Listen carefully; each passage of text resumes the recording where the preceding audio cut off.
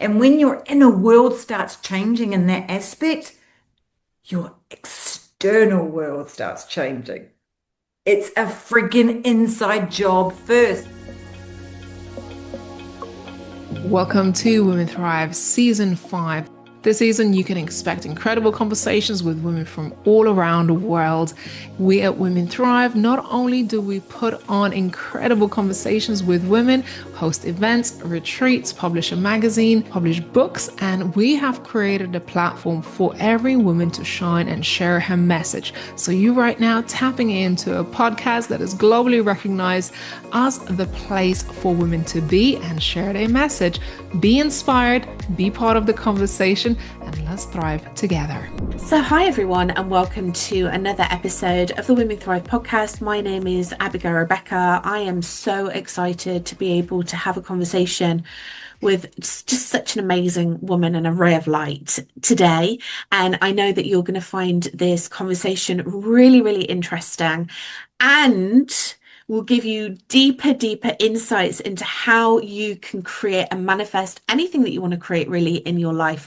So I'm sure that you listen to this podcast because you like to learn about business strategy and you like to learn about personal development. You like to have insights about yourself, about other people. Maybe you're looking to listen to inspirational stories, and many, well, all of our speakers on our podcast and on our summit, actually on the Women Thrive Summit, have very inspirational stories. But I just wanted you to open up your heart and your mind and your soul today to look at where those opportunities lie, because very often we're looking externally for happiness, for success, for fulfillment. But what if we told you that everything that you ever wanted, everything that you ever desired, everything that you ever wanted to create, you have access to within you? Everything that you need is within you. That is the conversation that we are having today. I'm really excited to welcome onto our podcast Leisa Tindal. She is a wealth alchemist and embodiment mentor, devoted to guiding women into their highest identity, where power, prosperity, and peace become their natural state of being. Her multi-dimensional work weaves together identity, recalibration, frequency work, and deep nervous system intelligence to activate transformation at the cellular level. So she's the founder of the School of Mastery. It's a global movement devoted to full spectrum self-mastery, and that includes emotional, energetic, spiritual, and physical, through the embodiment of this identity, power, and prosperity. And she's also the creator of the $1 Million Pathway, an inner journey of frequency and embodiment that bridges identity and wealth. She's going to be sharing so much with us about what she creates. But welcome to the stage, Leisa. It's so wonderful to have you here. I'm so excited to be here. Oh my goodness, so excited. That sounded brilliant. I was just like, wow, is that me? I know, you're really cool, aren't you? A lot. So we're actually, first and foremost, because we are a global community, where are you calling in from today? Okay. So I am calling in from Vietnam today, and tomorrow I'm in Bangkok. So or Thailand, I'm all over the show. I don't have a fixed place of abode. I just travel wherever my little heart and my desire wants to go. Oh, I love that. And I speak to so many women that really desire that. They want to travel, they want to have that freedom. And I just think it's so fantastic that you have built your business based on that. You're like, okay, freedom, that's what I'm going for. That's what I'm going to embody. That's what I'm going to live. And then you have designed your whole business around that. So it's just really cool. So it's great to speak to you today. I would love to start off with just finding a little bit more about you. So maybe we've got viewers that are watching and listening to this. They've never heard of you before. They've never found you before. Welcome to Lisa's world. You're never going to want to leave. But Leisa, I'd really love to hear from you a little bit about your story. Like, why do you do the work that you do? Why are you so passionate about it? Yeah, great question. So for me, I was born in little old New Zealand. I'm in my 50s. I don't celebrate birthdays because it tells the body that you're aging, and I am not aging. I am forever young in the heart and in the soul. I grew up in New Zealand. I came from a very trying, tribulating young world. I had lots of love in my house, but my dad left the day I was born. I've been through a lot of trauma, like everybody else, sexual abuse, addiction. I loved that side of that aspect. Like, I'm not going to say that, oh my goodness, I was an addict. I absolutely really loved it. I had 2, 3 years of having a lot of fun until it wasn't. And then it brought on a lot of mental abuse. There's a chemical imbalance in my brain, and I started having panic attacks and anxiety. And then I basically tried to commit suicide, and I woke up in hospital and went, what the hell am I doing? And so I started rebuilding my life to understand why a lot of us do what we do. And I went down the mental, understanding the neurological pathways and why we act how we are, and the patterns and the triggers and all the different sort of things within that world. And then I started moving into, oh my God, I actually do like myself. And I started moving into self-love. And then I started moving into the deep trauma work. And I became a trauma release practitioner.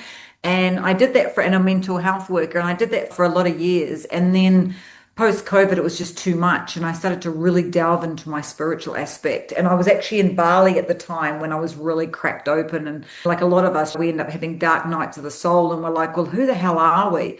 And then I wanted to really understand the psyche. And then I went deep within. And I realized that I was constantly searching outward for the answers. I was going to do this, and I was becoming a breathwork facilitator and doing Reiki and doing all these different aspects. And I went, nothing ever felt right. Nothing felt right. I was like, so what is this? Why does nothing stick for me? Why am I doing a bit here and doing a bit there? And I built multiple 6-digit incomes, and I made $1 million online, but it still didn't feel right. I was living in Bali, loving it, but nothing felt right. And so I started delving into the aspect of understanding my internal world more. And that's when everything cracked. And that's when I became so passionate about what I do, like so passionate about helping other women find that missing piece that they're always externally searching for that is actually internally. And so I'm on such a journey and a mission to help other women crack their human codes on what they actually do desire and take radical responsibility for doing it. Leisa, I love it. It's music to my ears, and I completely relate and agree with everything that you're talking about. And I just find it really, really fascinating and so empowering when we can actually come and to this realization that actually we are the creators. Everything that we need is inside. We can orchestrate our own lives. We can create our own lives. But there's a difference between actually knowing that and then really like embodying it. So can you share with us a little bit about what you mean, your work? What do you mean by this? What do you mean that we're the creator? What do you mean that we can create anything that we want within our lives? What does that mean in practical terms? Yeah, so great question again. So I delved into not so long ago some psilocybin journeys, and it took me to the point of my creation. So it took me to this point, and there was this ledge, and then there was this vast creation sitting in front of me. Well, not sitting, it was there. And it was like there was nothing down below, there was no cliff, there was just me. And I started getting these massive understandings that everything that was behind me was my past. All the patterns, all the trauma, everything that I had lived through and breathed through was actually always behind me. And every time I looked externally, or every time I looked for an answer from something that was a story or a pattern or anything like that, I was actually going back into my old reality that I had already created. And so I was bringing my energetic and my frequency into the past, which was lowering my vibrational movement within me. And when I looked externally, my whole body started vibrating, and I could really feel that, yeah, there's God, there's source, there's universe, everything is out externally, but we have a whole Rubik's Cube matrix of internal creation. And we are actually in every moment, with every thought, with every feeling, with every word, with every decision, with every choice point, with every course creation, we are actually the creator of what's next at every breath and every moment. And so if we are constant, and this is when I started going, oh my God, this is so exciting. And so when I came out of my journey, I started putting it all into practice. And this is what I believe is true embodiment, is embodying every moment of every day, with every breath, with every step moving forward. And knowing that when you have a choice, whether it's just something so simple, then those micro choices, what you choose is how you're going to create what's next. With every choice point, I call them choice points. And the thing will happen during the day, and you have the choice to delve back into those emotional behind you, or you have the choice to take the step forward and really take radical responsibility for why you've created it in the first. Because this is the other thing. We have created everything in front of us, every person, everything that we look at. They are here for us. They're a gift. They're an absolute gift. Even the people that you want to, they're an absolute gift. Because when you see the gift of what they are, you can understand the message within you, and then you can shift and course correct your life to move forward in such a powerful and potent place. I love that. There's been many aha moments and transformational moments in my journey, but one of my biggest ones was actually realizing that there's just me and source. There's just me and source. That's it.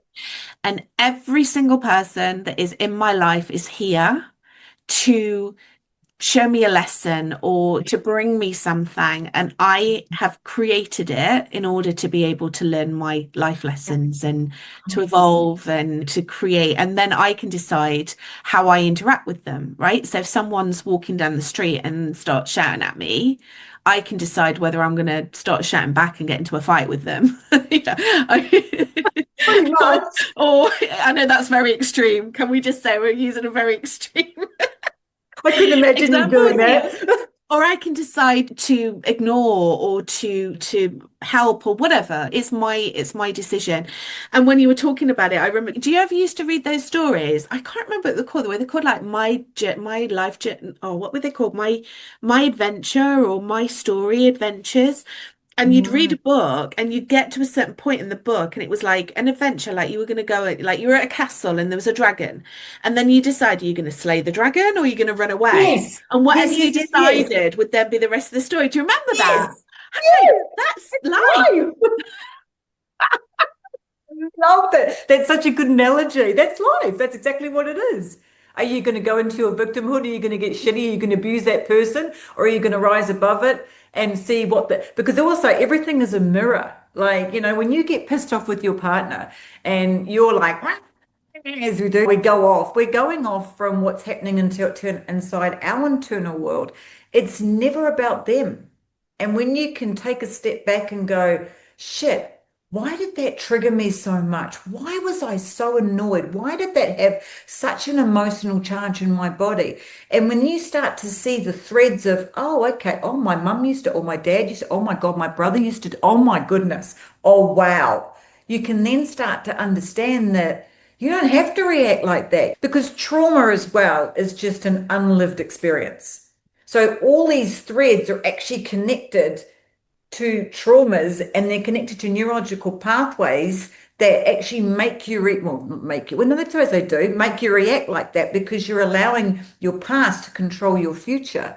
And so when you realize that those moments that you talk about, do I slay the dragon or do I just go, oh, would you like a cuddle? You're actually really nice. And I remember in my journey, I was so scared that I was going to see all these demons, and I saw pussycats. I was like, what the hell is going on here? And there was these pussycats everywhere. And I was like, oh my God, I'm being told that this is a joke. This is actually supposed to be joy. It's supposed to be fun. And I'm taking it so seriously. Like, that was just hilarious. There's pussycats there. I'm like, oh my God. Oh, Joe, honestly, we're very similar because I'm just thinking about my last journey with plant medicine. And Yeah. and for me it was pink skies.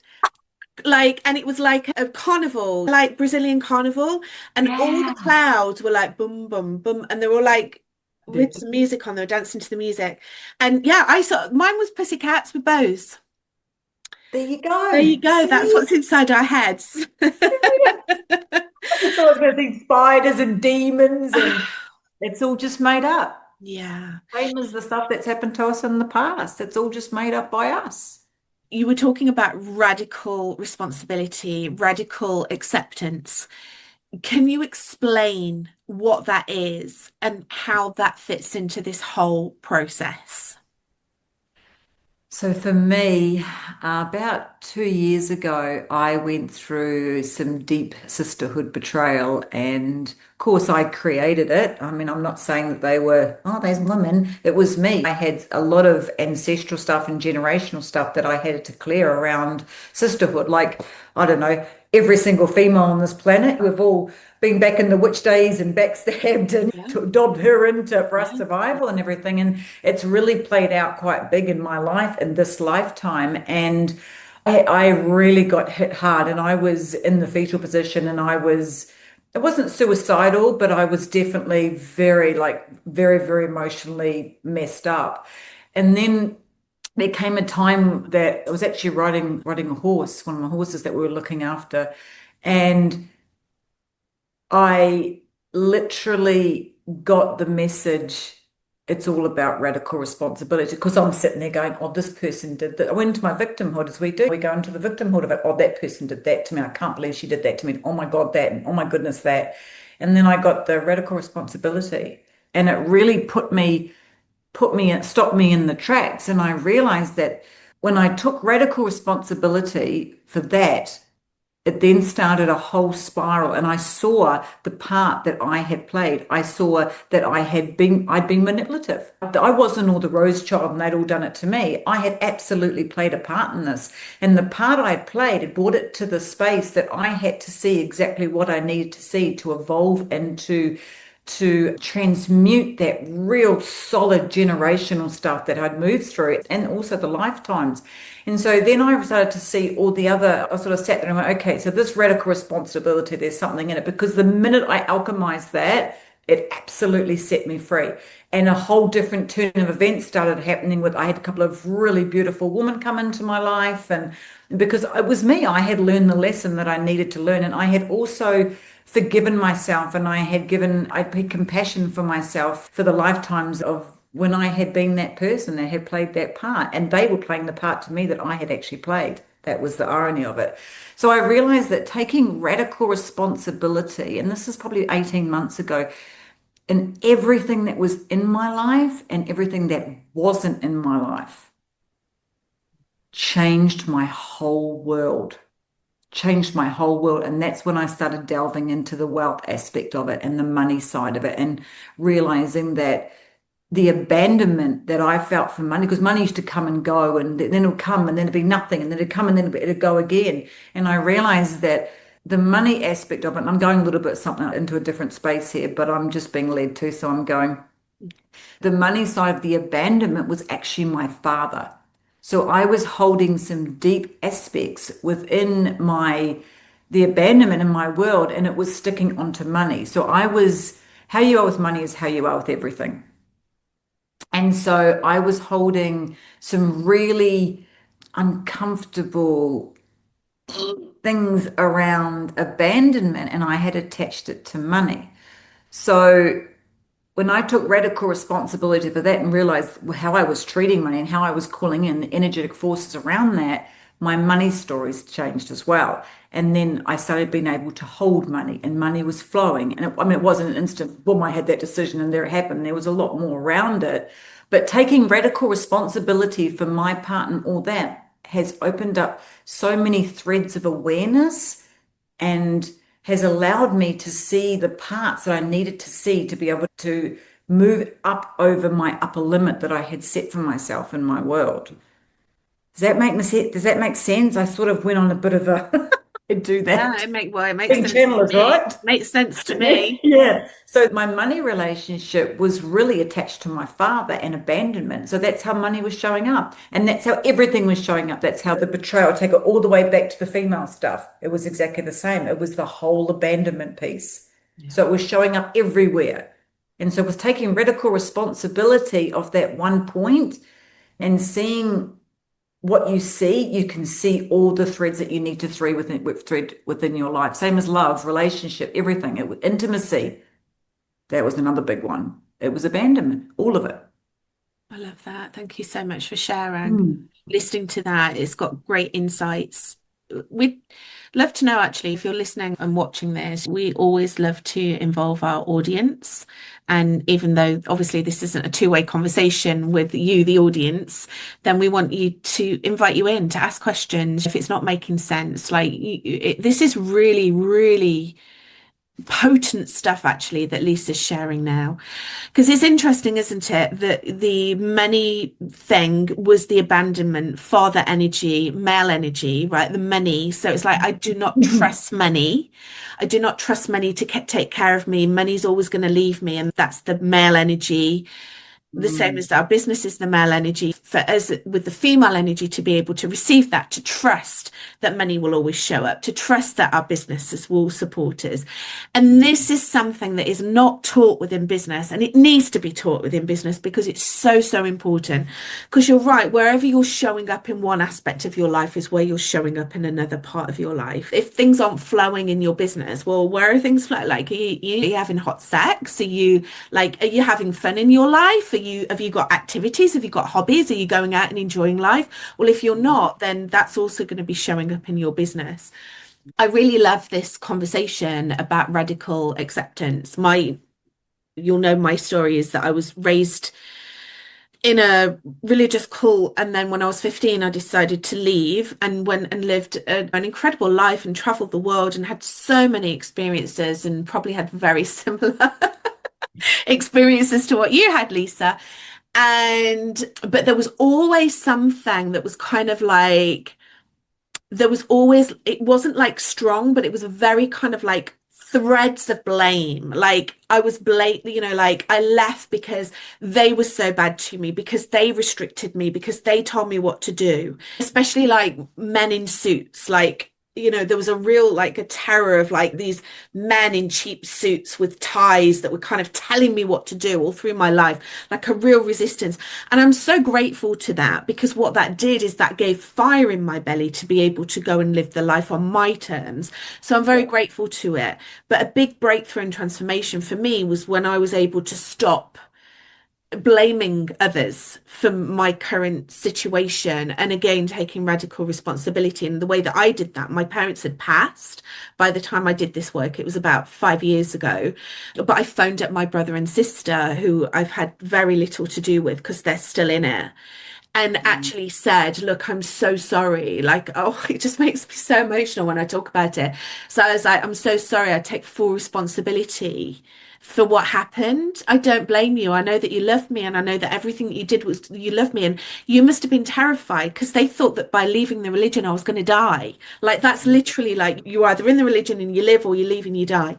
So being able to do that and express that released me. It gave me freedom. So I just really, really love what you're talking about here, Lisa.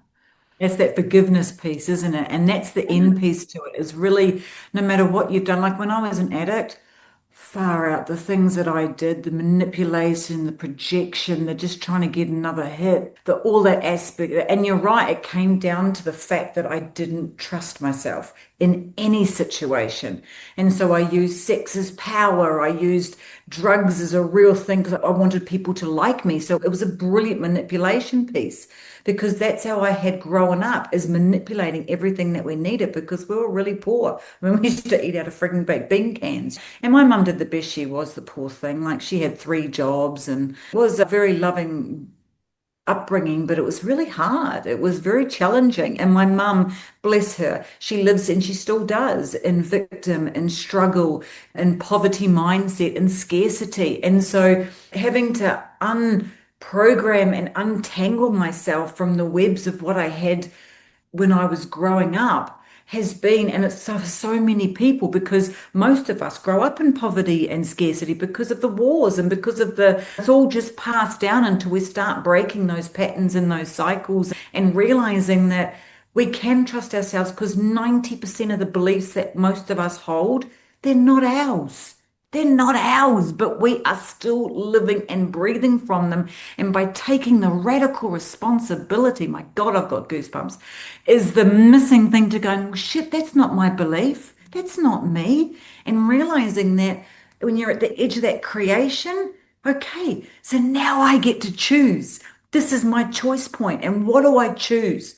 Do I choose to live in that? Do I choose to do that? Do you choose to be in the space of being like where you were when you were a child with your parents? No, I actually get to choose to thrive. I get to choose to not live in scarcity, to not live in a nervous system that is always on alert from beliefs and things that aren't even mine. They're not even mine. If I leave this church, I'm going to be fine. And so then you start to be able to create a whole different belief system, a whole different world. And when your inner world starts changing in that aspect, your external world starts changing. It's a friggin' inside job first. Most of us try to exchange or change our external reality, and we need to go within because we're not going to be able to hold what's coming if we don't. I used to call myself in one of my other jobs, I was going to say my other lifetimes, but it's actually this lifetime. That's how many I think I've friggin' gone through in this space. A life architect, because I believe that if your foundation is rock solid, you can build as high as you want in the sky. The amount of times I crumbled, self-sabotage, overwhelm, and I'm sure people are watching this, listening to this, and they're like, that's the shit I do. That's what I always do. I get to a certain level, and then I'm like, oh, what the frig? What happened? And we all have those dark nights. So we all start beating ourselves up. We start blaming ourselves. And then we start getting into that whole friggin' turmoil. And we go back to the old belief systems that kept us safe, even though we don't want to.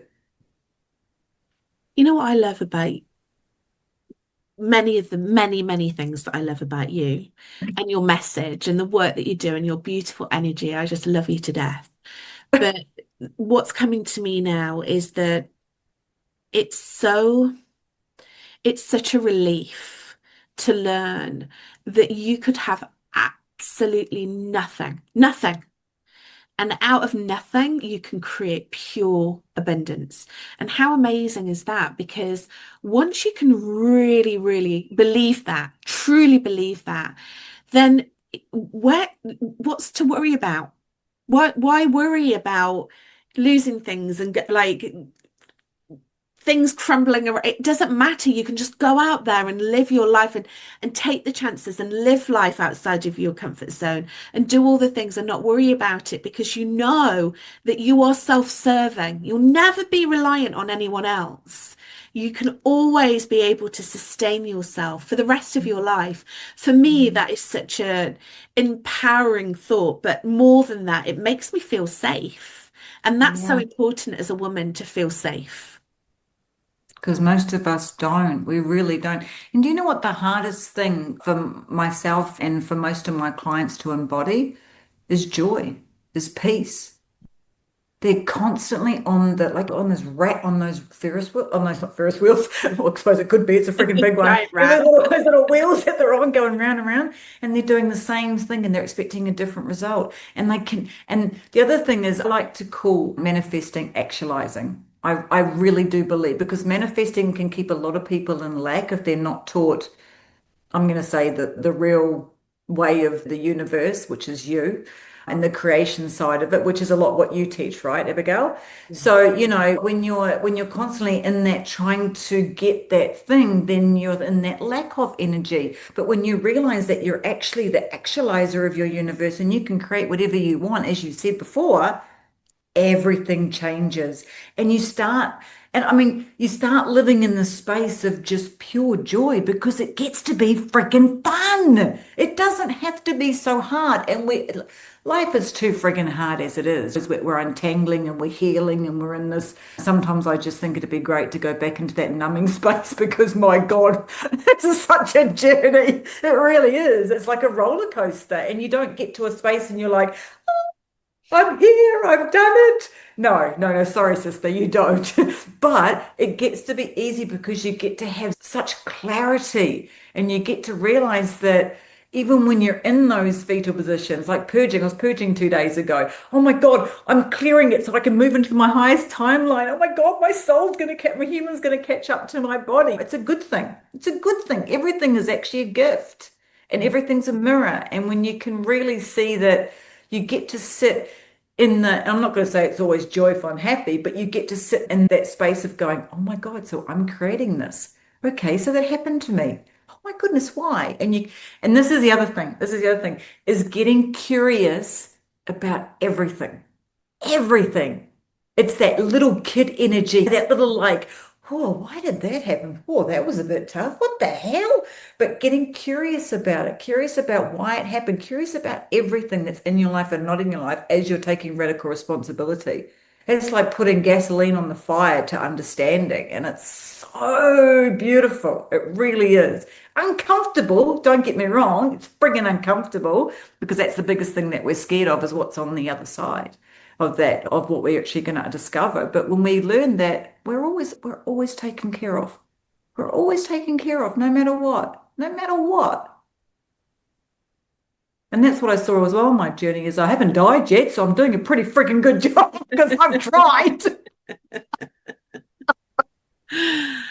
By rights, I should be. Oh, Leisa, it's just I could speak to you forever. We're coming to the end of our time on this episode of the podcast, but we're so excited to have you on our stage as one of our incredible VIP speakers. You're going to be speaking on the Women Thrive Summit next year in 2026 as we record this. And what's it been like to be part of the Women Thrive community and to have this experience?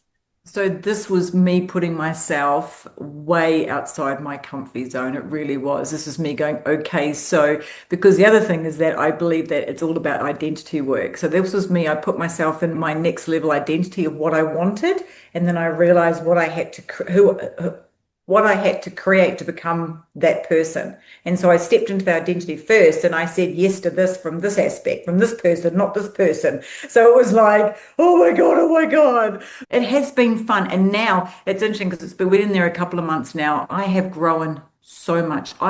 What I love about it is that I have got crystal clear on my mission, my vision, my messaging, which means what I'm actually really here to do. Because I always like all of us women, like so all of us women, every single woman wears so many hats. But when you can really get streamlined and know wow, this is exactly this is my gift to the world. This is my gift to the people that I'm here to help or whatever, coach and look after and whatever you teach or whatever you want to call it. I'm really not a label girl. You really do. It's like put a fire under me. It's got me so motivated. This has been such a gift. And the woman, I joined this for community. And it has been, I cannot wait for us to get put in pods. I'm so excited for that aspect. But the growth I've had has just been already, and it's only been a few months, has been extraordinary. And I can feel it's just lifting up. It's like we're probably in third gear now. So by the time we get to the summit, holy moly, the people that come on, the women that are on here, they are next level. They are just incredible. Like I'm learning from everybody. And yourself and Ramunda are just, it safe space. And of course, I created this, by the way. So, this is my creation. Yeah, it's your design, it's your creation. Congratulations. Well done. It's just brilliant. So good. Thank you very much. Well done. Oh, Leisa, it's perfect. such a pleasure to have you, your joy, and I'm so glad that you're lighting a fire and that you have access to this community to be able to play and grow. And we just love having you. And we're very, very good to see your talk. So we can't wait. So for anyone that is watching and listening to this, where can people go and find you? Tell us a little bit about where you hang out, your website, your social. Where can we find you? I'd shut down about 4 months ago. I was Leisa Nadler, and then I got married, and so I claim my Tindal now. But you can find me, you might find me Nadler, but you can find me Leisa Tindal on Facebook, Instagram. I've actually got a free little membership, which is the Inner Sanctuary 8888 on Facebook. That's pretty much where I play at the moment. I keep it very simple. I keep my energy focused. I've got email and all that sort of juiciness. So yeah, probably Facebook and Instagram under Leisa Tindal's where you can find me mostly. Beautiful. We're going to put all the links below. So whatever medium you're watching this on, you'll see the links below. Please make sure that you click on those links, go follow Leisa, and also reach out to her with any questions about anything that she's spoken about. If this lights a fire in you, if you want to learn more, then, there's a lot of wisdom here that's been shared today. So, dive into it, because this is really, really juicy work. And this is the work that is going to be able to help you to create success and joy and fulfillment, and everything that you wanted to create, you can create. And Leisa is the one that will be able to show you how to do that. So Leisa, thank you so much for coming on and being a guest today. We're so excited you're Love here. you so much. It's been beautiful. I was like, is it over already? Can't we keep going? I know. We'll have to do it again. Leisa, thank you so much. Thank you for joining us. Thank you. And thank you everyone for watching, for listening. We really, really appreciate you and your support. And hey, you're the creators of your life. So guess what? You've designed this podcast episode especially for you, because I'm sure that you have created and being able to learn some incredible insights with the wisdom that Leisa has shared today. Please make sure that you go and follow her. Please make sure that you leave your comments below. We really love it when we reach out to you. Thank you so much for being part of this community, for giving us and our wonderful speakers so much love and support. And we will see you on the next episode of the Women Thrive podcast. Thank you for listening to this episode of Women Thrive Podcast. I'm so thankful for you as a listener for spending time with us, myself and my co-host Abigail, to hear our conversations with our guests. If you have had the opportunity to hear our podcast, do make sure you leave a review and share this episode with your audience as well. This has helped us reach the 5 top % globally ranked podcasts, as well as reach more than 30,000 downloads to date. Your support means so much to us, and this is how we get to reach more people around the world. At Women Thrive Media, we're here to amplify voices of women and empower women to take the center stage and shine a spotlight on their messages.